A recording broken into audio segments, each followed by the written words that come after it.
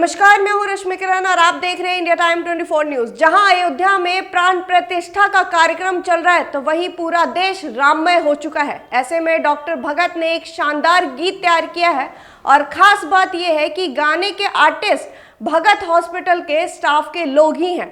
देखिए पूरी टीम से हमारी खास बातचीत। मैम, अक्सर हॉस्पिटल में नर्सेज को इंसुला लगाते हुए देखा गया है, ट्रीटमेंट करते हुए देखा गया है, लेकिन आपका एक इतना शानदार सॉन्ग आया है, इसकी कैसे आपको इंस्पिरेशन मिली और क्या कुछ संदेश इस सॉन्ग के जरिए देना चाहें?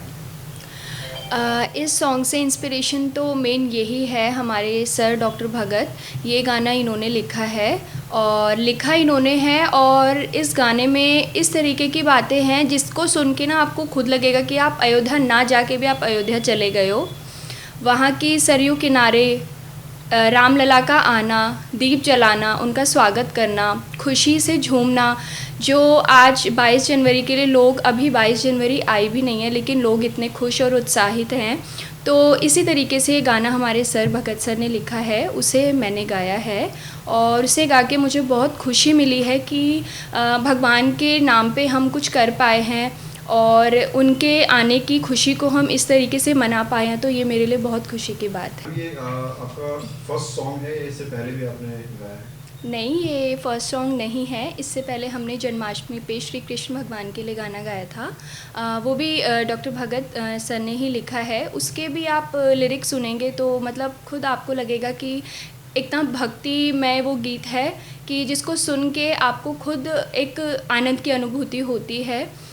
वो भी एक गाना है और एक गाना है अजनबी, जिसमें हमने वीडियो किया है सर के साथ में, और एक सॉन्ग और है संगी साथी, वो भी सॉन्ग सर ने ही लिखा है। उस सॉन्ग में भी सर ने एक रियलिटी ऑफ लाइफ को बताया है जो कि आज के टाइम पे कहीं खो गई है, लेकिन उस सॉन्ग को सुन के अगर कोई सुनेगा तो अपने रिलेशन के बॉन्ड को वो और स्ट्रॉन्ग कर सकता है। मैम, जो गाना आपने गाया है इसकी सबसे अच्छी कोई दो लाइन आप हमारे दर्शकों के लिए गाएंगी? हाँ जी, मैं बिल्कुल गाऊंगी। मेरी जो फेवरेट लाइन है, मेरी फेवरेट लाइन ये है, मेरे राम राजा राम श्री राम, मेरे राम राजा राम। ये राजा राम की लाइन मेरे लिए फेवरेट इसलिए है क्योंकि राम जो है, राजा राम है, भारत के राजा राम है, तो ये राजा वर्ड आते के साथ में एक दिल में एक खुशी महसूस होती है कि एक भारत के जो राम थे वो वापस आ रहे हैं। जैसे हम दिवाली मनाते हैं, इसी तरीके से हम लोग 22 जनवरी पे भी दिवाली मनाएंगे क्योंकि उस दिन भी हमारे भारत के राजा राम हमारे पास वापस लौट रहे हैं। मैम, ये गीता आपके पास रखी हुई है, इसका क्या उद्देश्य है? इसका ये उद्देश्य है कि हमने जो राम जी का ये भजन गाया है उसके लिए सर ने ये हमें उपहार दिया है कि हम सर के लिए इतना अच्छा हमने किया, हमने पूरे मन से किया है, इसीलिए सर बहुत खुश हैं। सर ने हमें ये गिफ्ट के लिए दिया है, so thank you so much sir. ये भी एक राम जी का ही स्वरूप है, श्री कृष्ण भागवत गीता है ये भागवत गीता जो कि कृष्ण भगवान से भी जानते हैं कि ये भी एक राम जी के ही अवतार हैं। तो आई एम सो ब्लेस्ड कि मुझे ये मिला है। ये सॉन्ग जो अभी नया आपका बना है मैम, कोई देखना चाहे इसको तो कहाँ पे देख सकता है? ये सॉन्ग इजीली आपको डॉक्टर भगत व्यूज़ चैनल है सर का यूट्यूब पे, उस पर आपको इजीली अवेलेबल होगा। And please do share, like, comment and subscribe. इस रिपोर्ट के नीचे ही आपको डिस्क्रिप्शन बॉक्स में लिंक मिलेगा, उस पर आप क्लिक करके डायरेक्ट इस सॉन्ग तक पहुंच सकते हैं। तो प्लीज़ राम जी के इस भजन को सुनिए, आनंद लीजिए और भगवान के इस भक्तिमय स्वरूप को का आप भी स्वागत कीजिए। धन्यवाद। सर, मेरा नाम अमन रावत है, अभी मैं फार्मासिस्ट की पोस्ट पे हूँ भगत चंद्र हॉस्पिटल में। सर, अभी एक गाना रिलीज हुआ है और आप उस पर सिंगिंग कर रहे हैं जी, तो क्या है इस गाने में और क्या कुछ मैसेज जाएगा इससे? सर, पहली बात तो मैं सर का थैंक्स करता हूँ कि उन्होंने मुझे एक अपॉर्चुनिटी दी अपने सॉन्ग में गाने की, जिसमें कि मानसी और मैंने ये सॉन्ग गाया। सर ने लिखा है ये सॉन्ग, जैसे कि आपको मानसी मैम ने बताया। तो इससे मोटिवेशन ये होगा कि जितने भी डिवोशनल भक्त हैं, जो लोग राम भक्त हैं, और जितने भी हैं उनको एक अच्छा मोटिवेट जाएगा। और हमने ये वाला जो सॉन्ग गाया है वो इसमें ये मोटिवेशन है कि हम एक भक्ति उजागर कर रहे हैं लोगों के दिलों में। और जैसे कि राम मंदिर इनॉग्रेशंस आ रहा है 22 जनवरी को, सो उसके बिहाफ पे हमने ये वाला सॉन्ग गाया था।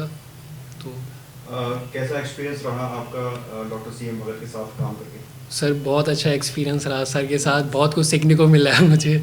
और सर ने सबसे बड़ी बात तो मैं सर का थैंक्स करना चाहूँगा कि सर ने मुझे एक अपॉर्चुनिटी दी अपने साथ। सो सर इससे बड़ी अपॉर्चुनिटी मेरे लिए नहीं हो सकती। तो इससे पहले भी आप सिंगिंग कर चुके हैं? नहीं सर, ये मेरा फर्स्ट टाइम था सर के साथ। सर ये वाला जो लुक दिया था सर ने मुझे, साफा टाइप लाइक टर्बन की, सर पे टर्बन बांधनी है, तो मैंने इससे पहले कभी नहीं बांधी थी। वो लुक मेरे लिए थोड़ा वियर्ड सा था क्योंकि मैं एक पहाड़ी हूँ, तो मैंने कभी ये वाला लुक कभी पहना नहीं था। तो सर ने बोला कि साफा पहन के थोड़ा अच्छा लगेगा, राम भक्त लगेगा। हाँ जी, हाँ जी। तो फिर मैंने पहन लिया था सर, लेकिन मुझे काफ़ी अच्छा लगा। उसके बाद जब मैंने देखी अपनी वीडियोस तो मुझे काफ़ी अच्छा लगा कि हाँ वो लुक मुझे सूट कर रहा था। तो पूरा देश इस वक्त राममय है और बहुत सारे गाने रिलीज हो रहे हैं, बहुत सारे फिल्म डॉक्यूमेंट्री रिलीज हो रहे हैं। ये जो आपके वाला सॉन्ग है ये स्पेशली किस और इशारा करता है? सर जैसे कि आप जानते हैं कि इस समय जो राम मंदिर इनॉग्रेशंस में सारे काफ़ी लोग अपना यूट्यूब पे गाना डाल रहे हैं। हमारे भी यही मोटो है सर गाना डालने का कि हम भी अपने एफर्ट्स, अपने डिवोशंस लोगों के सामने उजागर कर सकें, उनको बता सकें भक्ति के द्वारा और जो भी हमने गाया उसके द्वारा। तो ये भी हमारा एक उजागर करने का एक वे था सबके सामने। ये आपके साथ में गिफ्ट रखा हुआ है, ये क्या है? सर ये सर ने हमें छोटा अप्रिशिएट किया है हमारे सॉन्ग के लिए। सो ये मेरे लिए सबसे बड़ी बात है कि सर की तरफ से, तो thank you sir, thanks a lot. देखिए, गाने में पिछले कुछ समय से लिख रहा हूँ, कविताएं कुछ साल हो गए हैं लिखते हुए। अब कई बार मैं खुद भी हैरान होता हूँ कि ये शब्द कहाँ से आ जाते हैं, क्योंकि ये लिटरेचर में मेरा कभी एक्टिव पार्टिसिपेशन नहीं था। तो मैं तो यही कहूँगा कि ईश्वर की देन है, सडनली मुँह में शब्द आते हैं या दिमाग में आते हैं और उनको मैं लिख लेता हूँ। फिर इन लोगों का सहयोग मिलता है, गाने वालों का, म्यूजिशियन का, और उसको हम कलमबद्ध कर लेते हैं। कलमबद्ध करने के बाद हम उसको रिकॉर्ड कर लेते हैं और गाने अच्छे ही बने हैं। एक जन्माष्टमी पे था इंतज़ार है, एक भोलेनाथ पे था तू मेरा भोलेनाथ मैं तेरा भोला, उन लोगों ने काफ़ी पसंद किए गाने। अब ये भी रामलला पे ये गाना दिमाग में आया और हमने लिखा तो बहुत कुछ था। फिर हमने कुछ रिकॉर्डिंग करते हुए कुछ छटनी करनी पड़ी, और लेकिन फिर भी 4-4.5 मिनट का गाना हो गया ये। तो मैं आशा करता हूँ लोगों को अच्छा लगेगा और वो इसको एंजॉय करेंगे और आगे फॉरवर्ड भी करेंगे, शेयर भी करेंगे, बार बार सुने, क्योंकि बड़ा सॉफ्ट सा सॉन्ग है। इसमें कोई हमने ढोल नगाड़े नहीं बजाए हैं ज़्यादा, एक बड़ा सॉफ्ट सा म्यूज़िक दिया और सॉफ्ट से वर्ड है इसमें। और अयोध्या जाने की बात की कि सब लोग अयोध्या जा रहे हैं, हम भी जा रहे हैं, दीप जलाने जा रहे हैं, सरयू किनारे दीप जला रहे हैं और रामलला के दर्शन करने जा रहे हैं। सर इसमें जो आर्टिस्ट हैं वो आपके अपने हॉस्पिटल का स्टाफ है, तो आपने इनके टैलेंट को इस बार जो है सामने रखा है, तो इसके पीछे क्या उद्देश्य है? देखिए, टैलेंट तो बहुत होता है दुनिया में। होता क्या है कि जो लोग आगे चले जाते हैं वो दूसरों को इनकरेज नहीं करते हैं। हमारी प्रवृत्ति शुरू से अलग रही है। हमने स्टेज पे भी 1-2 बार अनाउंस किया है कि जो नए लोग आते हैं अगर उनको इनकरेजमेंट चाहिए तो हम हमेशा देने को तैयार हैं।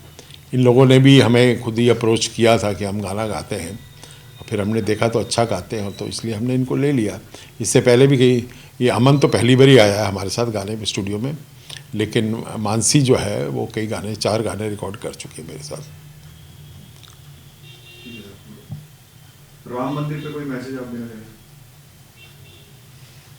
कितने फक्र की बात है हमारे लिए, इतने संघर्ष के बाद ये बन रहा है। देखिए, आपका प्रश्न सुन के मेरे चेहरे पे मुस्कुराहट आ गई, मैं जानता हूँ, और वो सिर्फ यही रिफ्लेक्ट करता है कि एक इतिहास में एक नई चीज़ हो रही है, कि जो चीज़ हमारे देश के इन्वेडर्स ने डिस्ट्रॉय की थी उसको अब बनाया जा रहा है, और बहुत भव्य तरीके से बनाया जा रहा है। उसका फोटोग्राफी वगैरह नहीं होती थी, तो हमारे पास उसके चित्रण नहीं है कि वो क्या शेप थी, लेकिन अभी जो सबने मिल के बनाया है, कारीगरों ने, आर्टिस्ट ने, जिन्होंने इसको डिज़ाइन किया है, सरकार से जो समर्थन मिला है, एक इतिहास में एक नई चीज़ हो रही है और बहुत ही भव्य मंदिर बन रहा है। देखिए, मंदिर बनना तो एक चीज़ होती है, इसके साथ साथ क्या होता है कि एक लोकल टूरिज़्म और लोकल इकॉनमी को भी असर पड़ता है। और यहाँ पे जो लोग बैठे, ऑलरेडी वहाँ पे लैंड का भी काफ़ी काम हो रहा है, बिल्डिंग्स भी बन रही हैं, टूरिज़्म को बहुत इनकरेजमेंट मिल रहा है, नया एयरपोर्ट भी बन गया है, रेलवे स्टेशन भी मॉडिफाई हो गया है। तो जैसे वाराणसी में हुआ है कि कई गुना टूरिस्ट इनकरेज हो गया है। सोमनाथ में भी काफ़ी टूरिस्ट जाता है, लेकिन सोमनाथ की कनेक्टिविटी बहुत अच्छी नहीं है अभी भी।